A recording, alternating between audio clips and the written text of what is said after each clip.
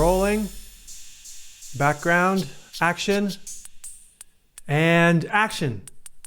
Welcome to Bitcoin Security Maps, the Art of Civilian Intelligence, a podcast in several formats for those curious about electricity and money.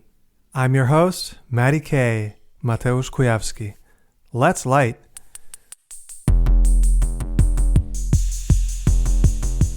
Hi, and welcome to this professional refinement episode. This recording is a part of a set within the Local Intelligence series. And this is a CV applications documentation update. I'm smiling because this is getting quite complex and convoluted in a certain way. And it is like that. That is the experience of doing this. And if you can imagine not only the segregation of these episodes into episode sets and series and applications documentation update, but that is what this is precisely.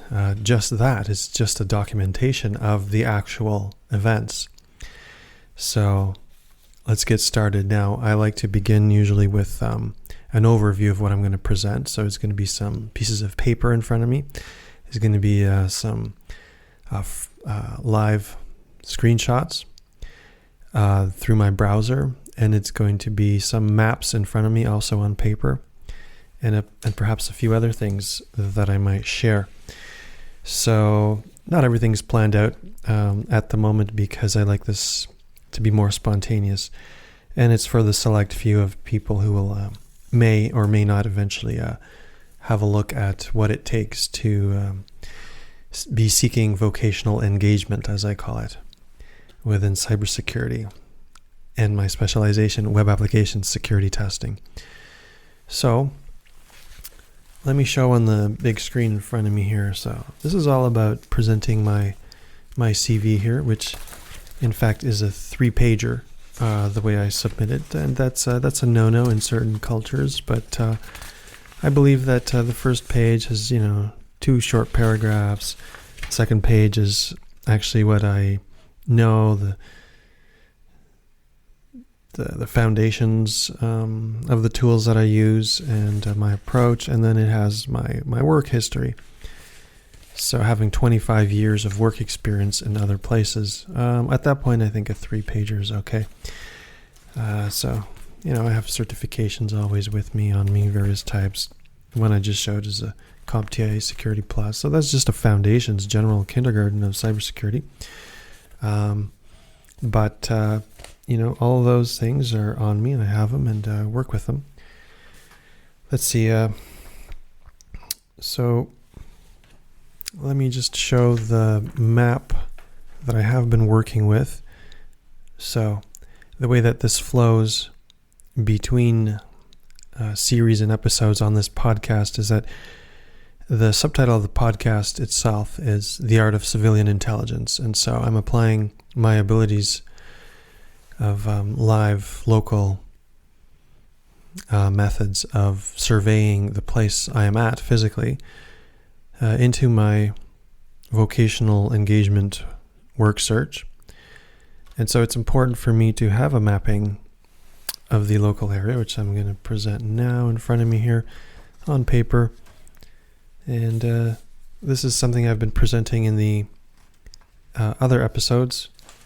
There's my pen as a pointer, and just showing that web application security testing is down here in a certain part of a map of how basically Wrocław, my hometown and city where I'm doing all the work, how it functions by following the money, the budgets here, and the security mechanisms within the local system. So I've explained this on my Local Intelligence series podcast episode, the most recent one. And then what I do is I do professional refinement. So I try to understand where cybersecurity, how it is used within the city and the businesses here and the professional people, and then where my specialization might be applied within there. So all the different types of organizations and individuals I may seek contact with. And I need to understand that I'm working at the civilian level, below the police forces and military, and then, I explained that all the way up to the United Nations Security Council up there. So I'm just, there's a line here, this blue line, and it has to do with just understanding where I'm placing myself and my CVs. So using job boards, which I can show now. Can I show now? Yeah, is this, yeah, so I'll just get back to the screen here. So of course I'm just showing that I have my LinkedIn profile, and it's up, and that's where I share my podcast episodes as well as other places on social media. So that's part of my, applying myself out there to get the news of what I do to other people. And I wanted to show here, right, that's something I'll show in a second, but so, and then I keep, spreadsheets of my applications, some dates, and I've blacked out the company names here, but there's the position names. So recently to Analytic SLC, Junior Pentester, Risk Identification Analyst, and then whether or not the CV was in Polish, was there a cover letter, which email I used, and then was it through an internal, external job board, and was it received, and then notes such as is it ongoing, and so on. What you can see here from a previous attempt there, I did get one interview, and that is the highlight of this episode. That I wanted to briefly touch upon that was quite exciting. I was well prepared and culturally fait, but it is midsummer in terms of vacation time, and I've not heard back after a successful interview, I find, and that's fine. I believe it's perhaps the timing at the moment. What I wanted to share there is I prepared for some time beforehand by, for example, reading their website, obviously, about the business, and even about the people and the specific job title, and all sorts of things that excited me about why it is truly a place that I would enjoy connecting with and engaging with. And so I'm actually just going to show on screen in front of me because I don't want to show the details, but I did make maps of things to mention to those I was speaking with, and I was just showing that in front of me there. Maps meaning, mental models of my world connected to their world and their needs and what they're looking for in a person that they're hoping to hire, and that would then feed the questions I had for them, and I would also be able to place new information I received from them onto such a mapping. And then, the mapping is actually a mirroring of what I have in mind and what I'm already, the frameworks that I have understood in this line of work. So that made sense. Let's see, I have a note in front of me that I'm looking at in terms of what are the things I can mention here. Right, so I wanted to show that I have a desktop work search folder with various categories. I guess I can switch back over to that screen. And so here I'm showing the fact that organization is key with all this. These are just folder names. I'm not going to go into them, but I have folders on my desktop, with a title here is first interviews. And so in the folder, I'll have like the various documents and texts about that, a folder about where I've applied, screenshots about doing applications, helpful documents, any helpful other folders with various work, saved websites, and then PDFs. I mean, I have tons of folders. This is just an example of a folder and folders within that. Just to mention that organization is key. It's not just one document I wrote randomly and then just like not have anything else on me. So browser bookmarks folders with categories, right? So that's another important aspect. Professional refinement. Here's showing on screen here that I've clicked on in my browser in a bookmark folder, and then so I have information here. I'm not going to get into it too deep, but you can see that for my hometown Wrocław, PL, Poland, I have job boards for 2024, and I have a general one for IT software security. I have transnational companies in town, popular platforms, social media, so like Facebook, and special groups on there that I filter out for what I'm looking for, national, culture, general, Wrocław recruiters, and so on. And right, and then so I have a daily applications folder for specific dates, and then the places I've applied within, and so on. And then I'm also organizing the actual places that I find, so not job boards now, but the way that security is structured in Poland and in the military defense system, and then various top-level cybersecurity organizations, and then below that is the technological business organizations, and then even local cybersecurity articles and local cybersecurity businesses, and then startups at the bottom, because that's not all the same. You can apply yourself in so many different levels. Cybersecurity is one of those fields that is applicable, as I can see it now, everywhere in civilization. So yeah, you can be actually supporting the civilization of your civilization. Okay, so the definitions of that are actually on my big map here, and they're essential. One needs to understand all this. Now let's see, what did I have on my sheet here to mention? So browser bookmarks, yeah, LinkedIn profile, okay, any progress, right. So yeah, I've been mostly using job boards, and right. Job boards are on the civilian side of things, and what I wanted to show on screen now is some of the jobs I've shown that I applied for. Is that safe to show? Yeah, I can show some of them. They're public. Yeah, that's fine. Let's see here. So, for example, EY Junior Pen Tester in Wrocław, right? And you have all the details there and your responsibilities and what ideally you can offer, and then everything about that.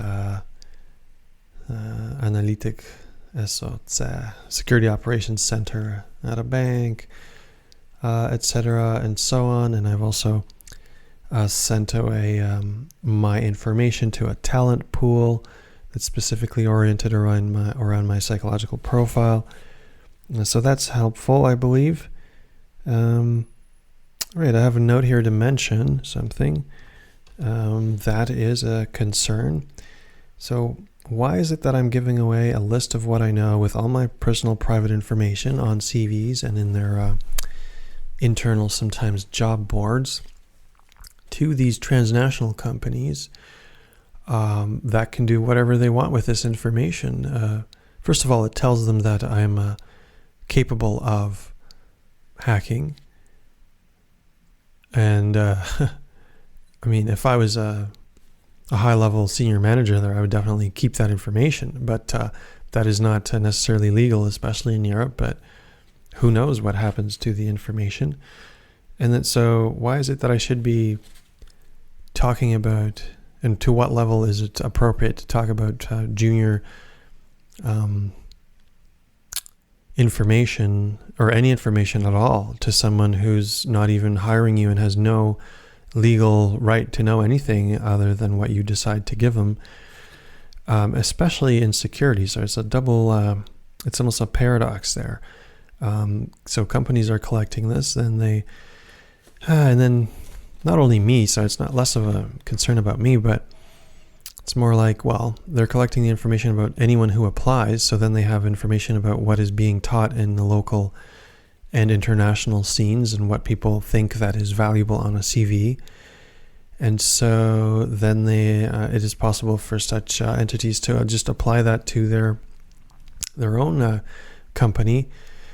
So, in a way, what can be done, what I could do is just create a fake online company and just say that I'm hiring, and then see what people are submitting, what kind of CVs they're submitting me, in order to make a better one for myself. I mean, so I don't want to be playing games like that, because that means I have to social engineer myself into a company to be hired. That means that they're not good enough with their own human resources team to tell if I should be hired or not. They have to be socially engineered. That makes for a weak company, according to my knowledge and how I would work through it. So I would never trust an AI to filter my security people. That's ridiculous. Maybe other jobs, certainly not security, because I can easily create things that are fake. Although, I mean, you could easily stand out as someone who actually is not capable the moment you go to work. So why would you want to do any of that? That's why I believe that mentioning that connecting with the culture of those interviewing me, well, or at least having a positive standing and a positive feeling about it, was quite meaningful for me, and I appreciate that, and I'm grateful for that moment, because it helped me feel better about myself and what I do know. And I hope that for everyone. Let's see. Right, and obviously by submitting, the final note there on my security concern is that, these companies can start gathering data on what a normal civilian without any formal education in the cybersecurity realm can know these days. And, that's fine. But I can also be placed on a list of any sort of list that these entities have. And I believe, in a way, that's what should be being done. But I do not agree with a lot of things in this world, such as the continuing rapid profiteering off of advancing technologies that are destructive. And so who knows where that information is going? That's one thing. I believe I am kind of overqualified for junior positions, and so competing with young people who don't have any work experience and are looking for their first internship, and they're also applying for certain cybersecurity positions that I might be applying for as well, 25 years after my first job.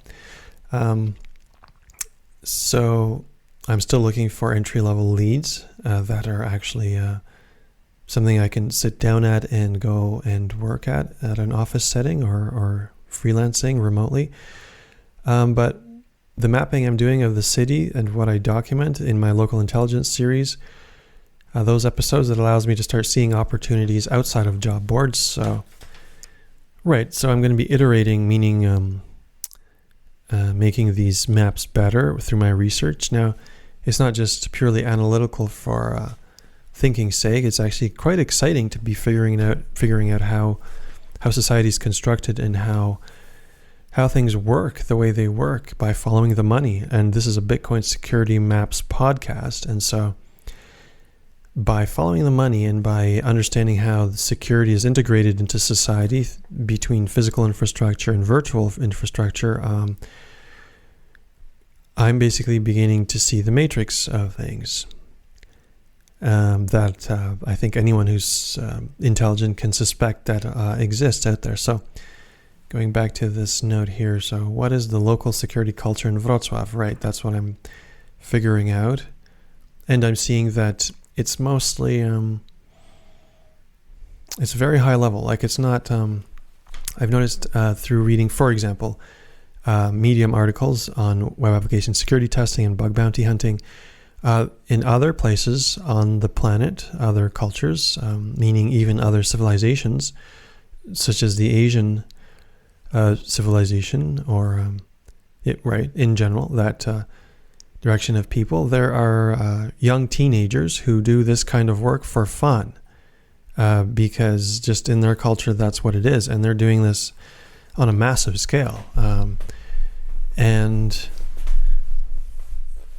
I think that's important because in this culture here in Poland, for example, it seems to be mostly a military or a police or a detective or like high level senior experience, like municipal, even executive kind of function.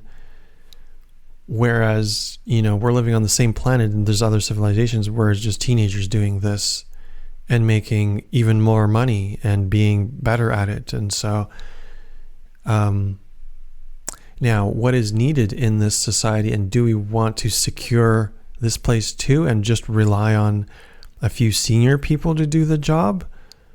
There's a tremendous need everywhere for cybersecurity and of all types. And so struggling to find employment is really bizarre, and I think it has to do with miscommunication in the culture, and that is why I've, in my other podcast episodes and in my writing, I created a new human communications protocol, so a new way of speaking between dimensions and between different kinds of people out there in order to understand one another. For example, I need to be able to communicate the fact that I've seen evidence of 15-year-olds doing the job that I can do at a level that would be helpful here for the military even. But they're not going to hire anyone like that because the local culture is not such, because that's just how things are. But then, okay, so that makes for an unsafe virtual environment here of the local organizations, individuals, and even the structure of society. And so why would you want to do that? So there is a need for the average person even to understand that they can participate in this.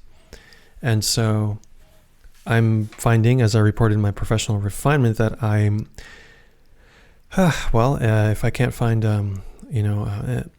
professional engagement, as I'm trying to do through this and this documentation that I'm presenting, then at least maybe I can form an NGO, a non-governmental organization, for inspiring people to act on creating a threat model for themselves and for life locally and on Earth.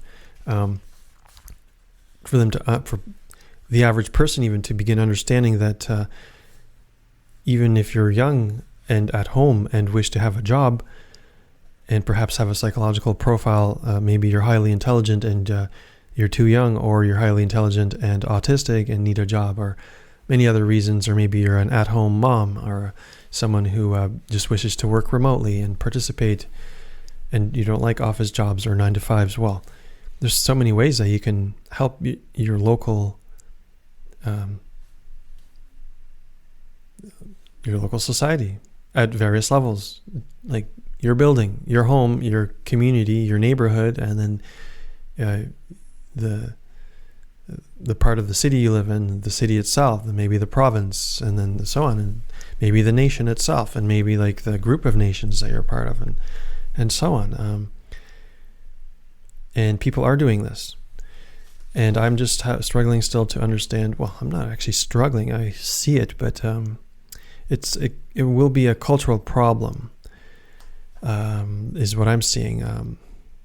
I'm interested in the risk advisory level of someone who understands the low probability but high impact events that could affect the positive, thriving cultures that aren't secured through the right local culture. Which could include just simply technological literacy about how things work. So how smartphones work and how that affects local security. So by finding the money, I'm just reading my note here, I'm finding that there appears to be spending on the ecological cultural values across town, such as bicycle paths, parks, and natural elements within the city. Many flowers everywhere in the spring and summer here. There are organizations that care for ecological thriving. The fish swim in the ponds and the swans have given birth.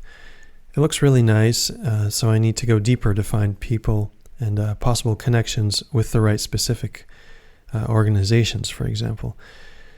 So my summary of what I'm saying here is that I had a good interview. I kept on submitting some CVs. I'm active on social media, and I've been publishing my episodes. So this isn't about me publishing the episodes because that's more of a professional refinement thing, but I could show that just briefly on screen here. Right there it is. So, I continue publishing videos, so even on YouTube, but they're mostly good to listen to in audio. And then, so my favorite was the interview I got from one of the CV applications, and had a good time doing that, and it emphasized that I'm valuable. Now, well, I guess the final note that I wish to say is that all this is a challenge to organize this documentation into a public format. And I'm giving myself, at this point, at the moment of this recording, it's about 10 more months of applications at most to secure what I'm calling a vocational engagement in cybersecurity in the field that I wish to work in until the summer of 2025. And I'm pretty excited to be doing this. And and that does it for this episode. I hope that it gave some insight to those who are on the same journey, perhaps. And I wish you luck as well. Actually, no, you don't need luck. No, this shouldn't be about luck. This should be about just good work and connecting with the right people. If you enjoy this podcast and this episode, check it out on bitcoinsecuritymaps.com. Offer your support on the Nostr clients. Check out the links in the descriptions of the videos and the audio episodes. Have a listen through fountain.fm, where you can stream me Satoshis, so Bitcoin bits, that can support the further development of the show as I work my part-time job to in order to be able to continue looking for full-time work in a totally other field, which is the cybersecurity. And meanwhile, I'll probably be, I am continuing through my bug bounty. What is it? It's called the Hack the Box Certified Bug Bounty Hunter certification. That's exciting to me. And wishing you all the best again, and I'll see you at the meetups. And that's a cut. Thanks for tuning into this original episode. Let me know what's been most valuable for you. This has been a recording of Bitcoin Security Maps, The Art of Civilian Intelligence, a podcast by The Sky is High, which is a sole proprietorship organization. Its main project is to inspire a civilian multidimensional audit of the knowledge base of electricity. I'm your host, Matty K. Mateusz Kujawski. Let's reconnect in another episode soon.